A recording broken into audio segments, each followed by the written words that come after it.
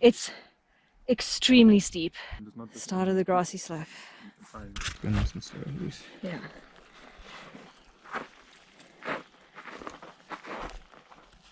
Got it.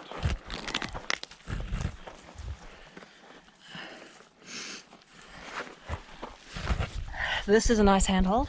Okay. Yes, Finton, yes. And Then you step, yes, yes.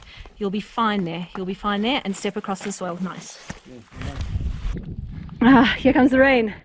As we get to the top, in Nguza, you were too kind to us. No rain the entire way.